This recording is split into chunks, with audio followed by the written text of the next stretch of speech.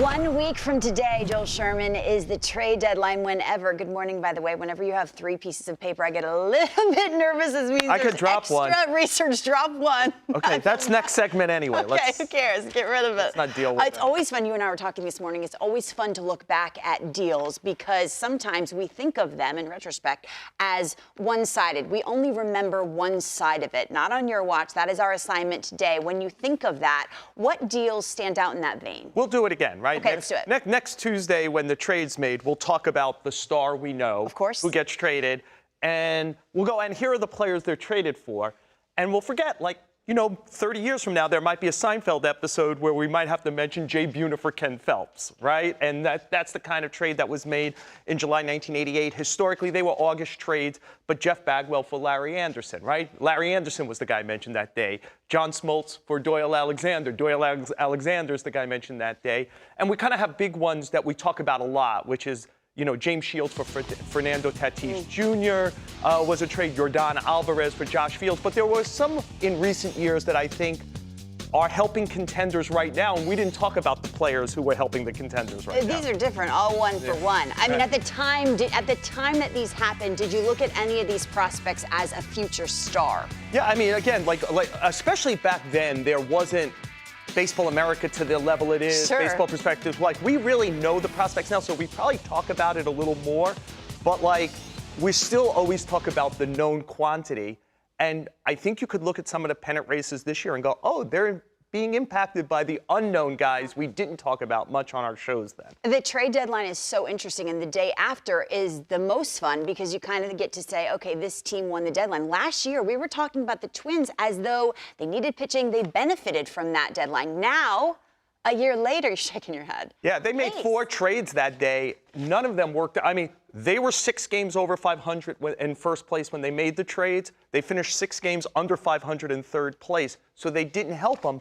But the problem is what you see now in what they gave up, right? Let's just look at, for example, they trade for. Is it on that paper? Yes, it's trade for. Okay, you want to start with this one? We'll start with Tyler Mahle for these 3 players from the Reds. Right, Steer and Encarnacion Strand are in a young, dynamic lineup. Don't forget Steve Ajar. They redirect him to Cleveland for Will Benson, who's also in that lineup regularly, actually leads the team in OPS. And Tyler Mahle made 4 starts last year. He was hurt part of last year. Then he needed Tommy John surgery, didn't make any starts this year. He's a free agent at the end of the year. You go ahead and put those 3 offensive players I just mentioned on a Twin team that needs offense. Of course, they could use Spencer Steer. And by the way, it didn't end there that day for the Twins because they went and got Jorge Lopez also.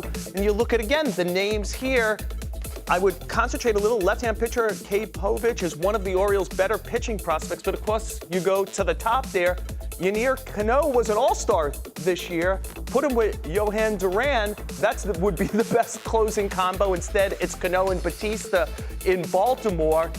That was a bad day for the Twins. Nelson Cruz, too. I mean. Well, no. I'm going to tell you one that actually worked out for them. Okay. That was the year before they traded. Let's give them some love. This was one that's helping them this year, right? They traded Nelson Cruz, who didn't play nearly as well for Tampa Bay. Thought they needed the veteran right-handed bat in their lineup, and he just never really fired for them the way he had for the Twins. And there you're sitting with Joe Ryan, who's kind of like their Dylan Cease. High strikeouts, low walks, really helping. The strength of the team for most of this year for the Twins has been the starting pitching, coincidentally, ironically, without Tyler Mahle, right? They could use all those offensive players they traded for their team this year because Joe Ryan's one of the guys who's actually made the rotation strong. And add Luis Ariz to the bunch. They could use a guy hitting 400. They also need Pablo Lopez. Joe Ryan, by the way, was traded to the Twins when he was competing, I think, in the Summer Olympics at the time. All eyes on the Angels this week for good reason because of Shohei. Last year, it was Mickey Moniak from the Phillies. He's hitting .331. You said this to me, and we looked at the numbers. Where would they be right now? Where would the Angels be without Mickey Moniak? Again, last year at this time, when this trade is made, we're saying, oh, Syndergaard, does he help the Phillies, the bottom of that rotation, the non-Ranger Suarez, Wheeler Nola part? And he was okay. The Phillies got to the World Series. He was okay. Mickey Moniak, until about mid-May this year, was just known as maybe one of the worst 1-1s ever, first pick overall draft. came into the season hitting like 150 in like 60 games. He's been terrific for them. More important, Lauren, is he's been their everyday center fielder since Trout got hurt. He's hitting well over 300 for them in that period of time, and it's helping keep them afloat. If it wasn't, we'd be talking about Ohtani getting traded even more than we already are. One of the reasons that they haven't collapsed is Moniak. Now, I will say this. I think Moniak has 5 walks and 56 strikeouts.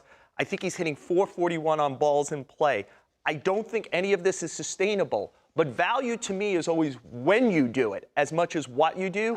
And they needed Moniak to be good right now, and he's been good right now. That's interesting. You talk about him affecting the Shohei deal. I mean, are we really thinking of Shohei as if they're 5 games out is different than if they're 7 games out? This week could make a difference. Is that real? Look, I think the owner of the team is looking for a reason not to trade this player, right? Like, who wants to trade this player? He's the best player in the world.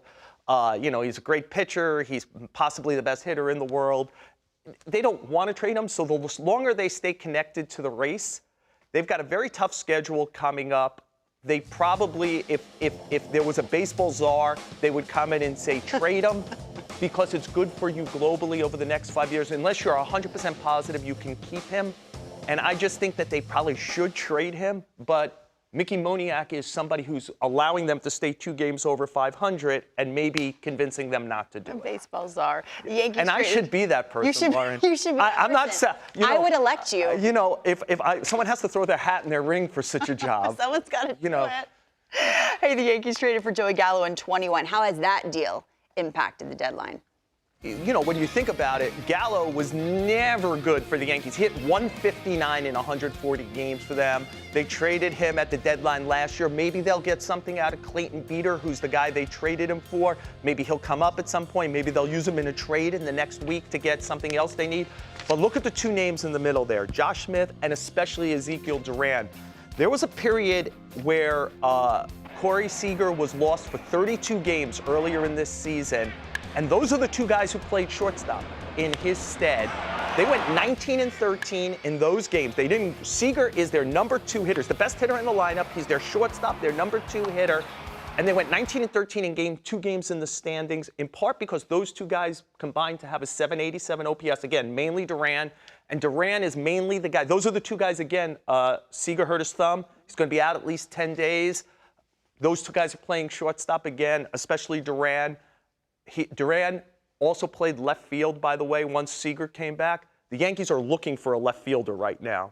Ezekiel Duran would look real good in left field. Instead, they did Joey Gallo. And the day of the trade, what did we talk about? We talked about Joey Gallo. We did. We didn't talk about Ezekiel Duran. Comes full circle. Baseball czar, Joel Sherman. Somebody's got to do this. What would your first order of business be? Give Robert a raise? Co-Commissioner Lauren Shahadi. We're in.